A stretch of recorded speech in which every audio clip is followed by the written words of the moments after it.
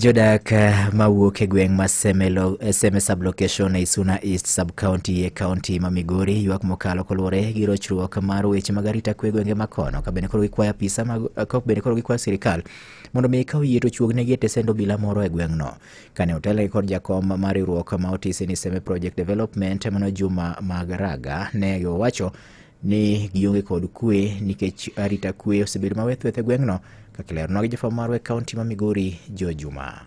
Jodak mowuok e sub-location mar Seme e sub-county ma Isuna East ka otele kod jakom mar riwruogno mar Seme Project Development Juma Magaraga wach ni pogi bedo kod kwe kuom kinde malach nikech rochruok mar arita kwe e gwenge mag Seme. Juma wacho ni oganda mathoth osebedo ka koro wito mwandugi ma oting'o jamni mabende kod kwalo kod jokuoge. Owacho ni ber ka koro piny owacho koro kawo okang' mar kelo obila machiegni kodgi mondo koro konygi e kedo kod jogo eko mabende koro osebedo kamayo gi jamni kaachiel kod mwandu mamoko. Wakwayo security mondo obed ka nikech kuo ng'eny kaendi makwalo dhok, kwaro udi, ji be gore gotieno, ji gore sachi duto te, kendo wach mar insecurity rach ka saidi. Konywa uru mondo mi wabed gi security maber mondo mi area develop.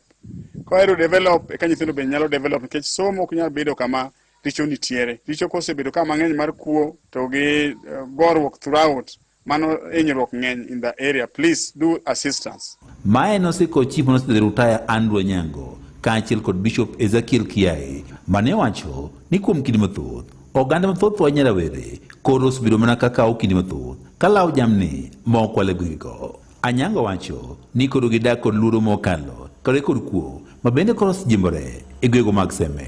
Sani en tich lawo dhok ema watimo. To e seche milawo dhok ka ing'e ni kiny to koro maendeleo onge nikech joma nyalo dhi kata e puothe koro onge nikech joma nolawo dhok. Koro ne wakwayo ne kane ber sirikal okelnwa askeche tidhna kae ni mondo dagie permanent. Nikech ok wanyal bedo mana ni kwadwaro joma konyo to wadhi oyani ni ema wadhi dwaro askari to koro kaka ok oyani to gwedhi ni madok yude askari. Mano chandruok malich mokadho. Konywa uru yawa.